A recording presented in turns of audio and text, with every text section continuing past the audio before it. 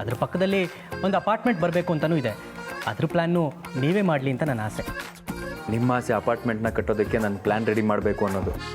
ಆದರೆ ನನ್ನ ಆಸೆ ನಿಮ್ಮ ಮಗಳ ಕೊರಳಿಗೆ ನಾನು ತಾಳಿ ಕಟ್ಟೋದಕ್ಕೆ ಹೇಗೆ ಪ್ಲ್ಯಾನ್ ಮಾಡಬೇಕು ಅನ್ನೋದು. ನಾನಿನ್ನೂ ಆ ಪ್ಲ್ಯಾನ್ನಲ್ಲಿ ಎಡುತ್ತಾನೇ ಇದ್ದೀನಿ. ಅದನ್ನು ಹೇಗೆ ಸಕ್ಸಸ್ ಮಾಡಬೇಕು ಅಂತಲೇ ಗೊತ್ತಾಗ್ತಾ ಇಲ್ಲ. ನಿಮ್ಮ ಮಗಳು ನನ್ನ ಪ್ರೀತಿಗೆ ಒಪ್ಪಿಗೆ ಕೊಡೋದಕ್ಕೆ ಲೀಗಲ್ ಪ್ರಾಬ್ಲಮ್ ಇದೆ ಅಂತಾರೆ. ಕೇಳಿದ್ರೆ ಅದೇನು ಅಂತ ಹೇಳೋದೇ ಇಲ್ಲ. ನೀವೇನು ಯೋಚನೆ ಮಾಡಬೇಡಿ, ನಿಮ್ಮ ಸಪೋರ್ಟ್ಗೆ ನಾನಿದ್ದೀನಿ.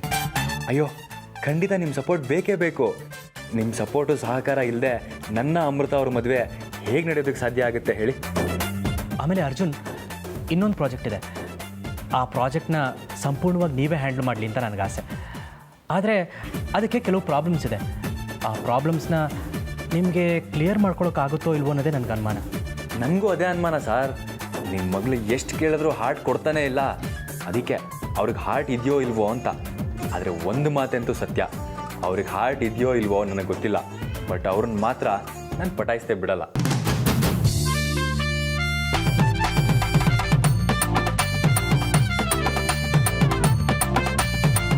ರೀ ಮಾವ, ಸಾಕು ಬಿಡ್ರಿ, ಎಷ್ಟು ತಲೆ ತಿಂತೀರಾ?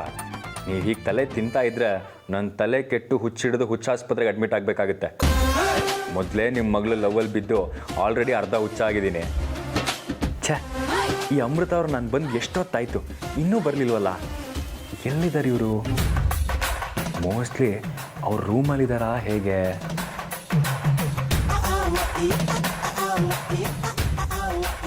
Good morning madam. Good morning Arjun, ತಗೋ ಕಾಫಿ. ರೀ ಕೊಡು. Thank you. ಅರ್ಜುನ್, ಬೇಗ ಕಾಫಿ ಕುಡಿರಿ, ಹೊರಡಬೇಕು ಆಫೀಸ್ಗೆ. ಇಂಪಾರ್ಟೆಂಟ್ ಮೀಟಿಂಗ್ ಇದೆ ಇವತ್ತು. ಸರಿ ಸರ್. ಅಯ್ಯೋ ಶಿವನೇ, ಇವ್ರು ನೋಡಿದ್ರೆ ಆಫೀಸಿಗೆ ಹೋಗಬೇಕು ಅಂತ ಹೇಳ್ತಾ ಇದ್ದಾರೆ. ಅಮೃತ ಅವ್ರು ನೋಡಿದ್ರೆ ಕಾಣ್ತಾನೇ ಇಲ್ಲ. ಅಮೃತ ಅವ್ರನ್ನ ನೋಡಿದೆ, ಈ ಕಾಫಿ ಗಂಟ್ಲಲ್ಲಿ ಇಳಿತಾನೇ ಇಲ್ಲ. ಏನು ಮಾಡಲಿ? ಈ ಆಫೀಸ್ಗೆ ಹೋಗೋದನ್ನ ಹೇಗೆ ತಪ್ಪಿಸ್ಕೊಳ್ಳಿ? ಅರ್ಜುನ್, ಹೊರಡೋಣವಾ? ನಾನು ನಿಮ್ಮ ಜೊತೆ 4 ಗೋಡೆ ಮಧ್ಯ ಕೂತ್ಕೊಂಡು ಕೆಲಸ ಮಾಡೋದಕ್ಕೆ ನಿಮ್ಮ ಹತ್ರ ಸೇರ್ಕೊಂಡಿಲ್ಲ. ನಿಮ್ಮ ಮಗಳನ್ನ ಲವ್ ಮಾಡಿ ಮದುವೆ ಆಗೋದಕ್ಕೆ. ದಯವಿಟ್ಟು ನನ್ನನ್ನು ನನ್ನ ಪಾಡಿಗೆ ಲವ್ ಮಾಡೋದಕ್ಕೆ ಬಿಟ್ಬಿಡಿ. ಅರ್ಜುನ್, ನೀವು ಈ ಫೈಲೆಲ್ಲ ತೊಗೊಳ್ಳಿ. ಹಾಂ, ಹೊರಡೋಣ. ಸರೋಜಾ, ಬರೋದು ಲೇಟ್ ಆಗುತ್ತೆ, ಇವತ್ತು ಇಂಪಾರ್ಟೆಂಟ್ ಮೀಟಿಂಗ್ ಇದೆ.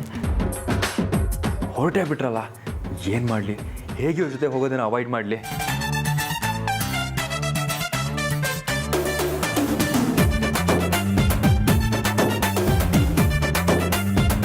ಅಯ್ಯೋ ಅರ್ಜುನ್,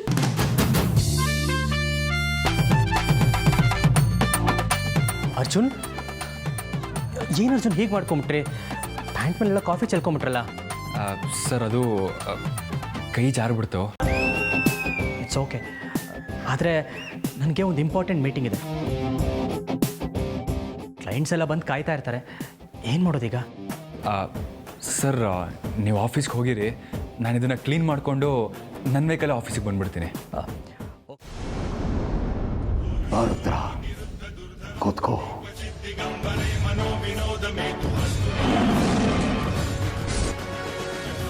ರುದ್ರ, ನಾನು ನಿನಗೆ ಕೊಡೋ ಸರ್ಪ ಸಂಹಾರ ದೀಕ್ಷೆ ಬಹಳ ವಿಶೇಷವಾದದ್ದು.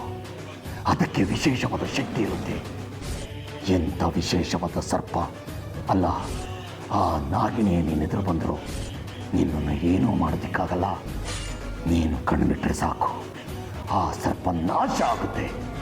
ಆ ನಾಗಿನಿ ನರ್ತನ ಮಾಡೋದಕ್ಕೆ ಶುರು ಮಾಡ್ತಾಳೆ. ಹೇಳಿ ಬಾಬಾ, ಹೇಳ್ಕೊಡಿ. ನಾನು ಆ ಸಿದ್ಧಿ ಮಾಡೋದಕ್ಕೆ ಕಾತರನಾಗಿದ್ದೀನಿ. ನೀವು ಹೇಳಿದ ಸರ್ಪ ಸಂಹಾರ ಸಿದ್ಧಿಯನ್ನು ಎಷ್ಟು ದಿನ, ಎಷ್ಟು ತಿಂಗಳು, ಎಷ್ಟು ವರ್ಷ ಬೇಕಾದರೂ ಜಪ ಮಾಡಿ ಸರ್ಪ ಸಂಸ್ಕಾರ ಸಿದ್ಧಿಯನ್ನು ಪಡ್ಕೋತೀನಿ. ಅದಕ್ಕೆ ಏನೇ ಅಡೆ ತಡೆ ಬಂದರೂ ಲೆಕ್ಕಕ್ಕಿಲ್ಲ ನನಗೆ. ನಾನು ನನ್ನ ಗುರಿನ ತಲುಪುತ್ತೀನಿ. ನನ್ನ ಸಾಧನೆನ ಮಾಡ್ತೀನಿ ಬಾಬಾ. ಮಾಡಬೇಕು ರುದ್ರ, ಮಾಡಲೇಬೇಕು. ಮಾಡದೆ ಬೇರೆ ದಾರಿ ಇಲ್ಲ. ಆ ನಾಗಿಣಿನ ಸಂಪೂರ್ಣವಾಗಿ ನಾಶ ಮಾಡಬೇಕಂದ್ರೆ ನೀನು ಸರ್ಪ ಸಂಹಾರ ಶಕ್ತಿನ ಪಡ್ಕೊಳ್ಳೇಬೇಕು. ಈಗ ನಾನು ನಿನಗೆ ಸರ್ಪ ಸಂಹಾರ ದೀಕ್ಷೆನ ಬೋಧಿಸುವುದಕ್ಕಿಂತ ಮುಂಚೆ ಕಾಲ ಭೈರವನಿಗೆ ಆಹುತಿ ನೀಡಬೇಕು. ಅದಕ್ಕೆ ನೀನು ಹೋಮ ಪೂಜೆನ ಮಾಡಬೇಕು. ಕೆಂಪು ಹೂವು, ವಸ್ತ್ರ, ಹಣ್ಣುಗಳು ಇವೆಲ್ಲವನ್ನು ಆಹುತಿ ಕೊಡಬೇಕು. ಈಗ ಹೋಮನ ಶುರು ಮಾಡುವುದಕ್ಕಿಂತ ಮುಂಚೆ ಗಣಪತಿಯ ಪ್ರಾರ್ಥನೆಯನ್ನು ಮಾಡು. ಓಂ ಗಂ ಗಣಪತಿಯೇ ನಮಃ. ಓಂ ಗಣಪತಯೇ ನಮಃ. ವಿಘ್ನೇಶಾಯ ನಮಃ. ಓಂ ವಿಘ್ನೇಶ್ವರಾಯ ನಮಃ. ಓಂ ವಕ್ರತುಂಡಾಯ ನಮಃ. ಓಂ ವಕ್ರತುಂಡಾಯ ನಮಃ. ಏಕದಂತಾಯ ನಮಃ. ಓಂ ಏಕದಂತಾಯ ನಮಃ. ತಗರುದ್ರ, ಆ ಕುಂಕುಮನ ಹಾಕು. ಅರಿಶಿಣ ಹಾಕು.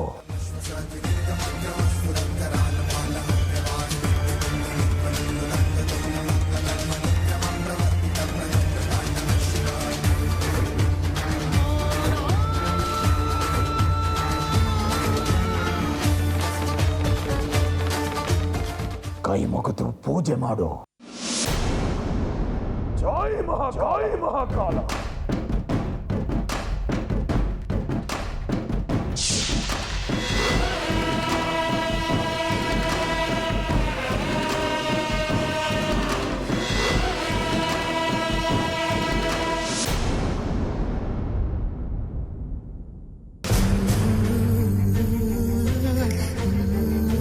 ಅತ್ತೆ ಯಾಕಪ್ಪ ಇವತ್ತು ಇಷ್ಟೊಂದು ಗರಂ ಆಗಿದ್ದಾರೆ?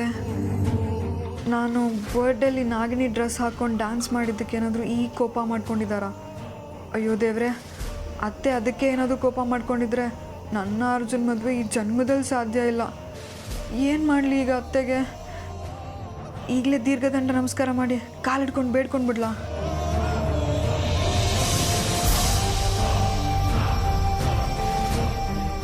ನೋಡು ಮಯೂರಿ, ಈಗ ನಾನು ಹೇಳೋದನ್ನು ಸರಿಯಾಗಿ ಕೇಳಿಸ್ಕೊ.